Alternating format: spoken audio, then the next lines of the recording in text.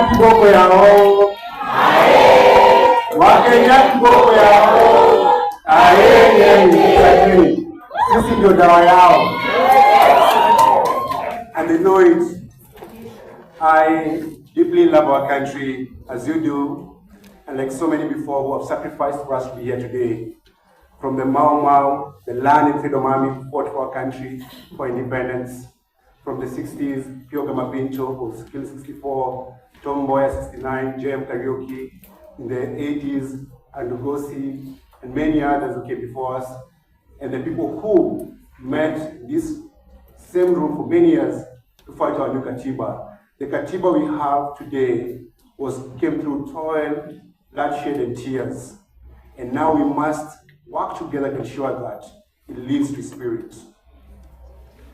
Friends, our country is broken and in danger of becoming a failed state. The truth is, things are depleted and depressed for our people. Nothing is hardly working in this country. A vast majority of us are struggling with the crippling high cost of living. Taxes are choking us to death, driving families deeper into poverty, and forcing businesses to close shop. We are being forced to tighten our belts, but I ask you, for how much longer are we going to tighten our belts? Due to the hard times, we sometimes hear Kenyans jokingly say, in a painful way, leo tunakondea wapi? Kwa sababu kila siku tunakonda. As they grow fatter and fatter, Kenyans are becoming thinner and poorer every single day. And that's why we're here, because we have the power and we must change the direction of our country. To make matters worse, we have to take loans just to buy food. Nani hapa anafuliza? Nani hapa anafuliza?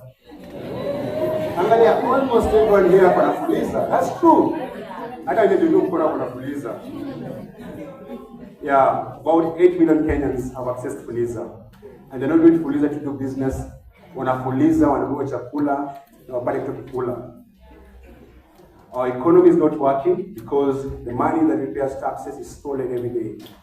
There's money for helicopters, there's money for buildings, there's money for phantom projects.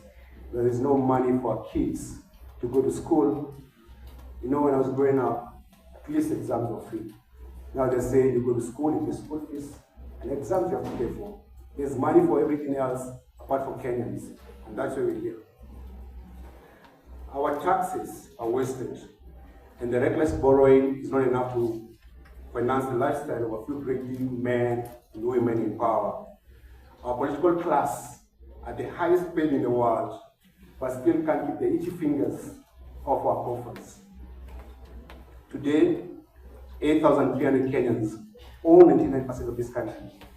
They own the companies, they own the land, they own everything in this country. The other 1%, the 99% of us, own only 1% of this country. So 8,000 people own the entire country, the rest of us own 1%. And it is not enough. Even the money that should be for serving us is now in their hands. And so, as it gets worse and worse, our national debt has ballooned. Between 1963 and 2013, our national debt was 1.9 trillion shillings. Today, our national debt is 11.5 trillion, without any justification or corresponding development. Every child born today in this country is born into debt. When you go home and you and your partner or your wife, and you make love, and you have this bundle of joy, comes as a bundle of debt. Siku hizi ukizaa unazaa deni, because a child is born into debt. Every single person in this country owes 230,000 shillings. Every single person. The equivalent of 5-year rent in Kibera, where 250,000 people live in shanty homes. So, comrades, where do we go? Unemployment is very high, and there's no hope in sight. Our children nowadays have to write their own obituaries before they go to the streets, because standing up for your country can get you killed. And what can you say about our children who are forced to sell their bodies for food or sanitary pads? And then you have a president who pardons pedophiles. Our country is no longer safe. A few months ago, I was stripped naked, shamed, and humiliated because my government conspired with the Tanzanians. But I survived because of your love and your courage.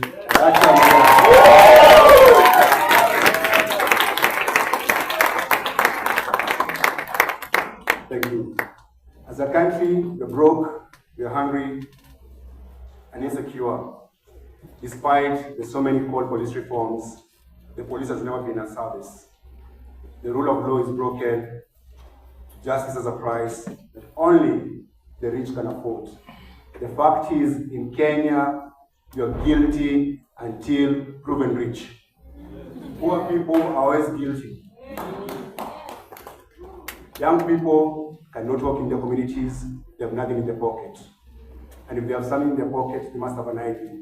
The police have turned Kenyans with their cash cows and ATMs. A cop will tell you, we are poorly paid, and they can't own cows. So a Kenyan ng'ombe zetu tunawakamua. So every time a cop sees you, they milk you. And in this country, you can be killed for refusing to pay a bribe.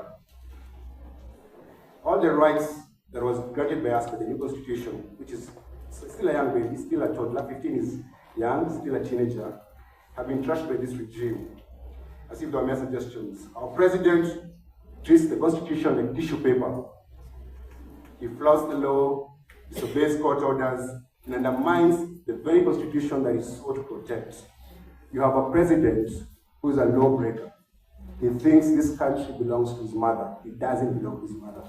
This country belongs to all of us. And you cannot personalize a state at your own identity. The thing that defines our nation is that constitution and our national anthem. Plenty be found in our borders, not plenty be found in the president's pocket. We cannot be talking about building churches in public property worth billions of shillings while Kenyans go to bed hungry. We cannot talk about building a church while most kids in this country go to lecture classrooms. You know, one of the people in government said that he has expensive taste. And you ask yourself, you grew up in Maracot, and you're Maracot, you went to school barefoot. Where did you develop this expensive taste? It is true. Yeah, someone is walking around in a $10,000 Italian suit, and you know how much you earn. The people that are in power are robbing us, and we know it, and they have the audacity to say, "Mtu apigwe risasi." Now, we must take back our power. And last time we did that actually, people. We went to the streets. They took back our power.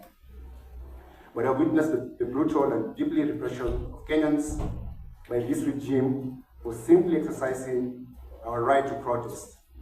And instead of the violators of our rights facing justice, the victims are branded as treasonous criminals. Who is a criminal? We are. Yeah. But now you know who is a criminal, you know. You know who the criminal is. The true criminals are protected, while our youth are brutalized for carrying placards, flags, and water. There's no denying that our government has failed us.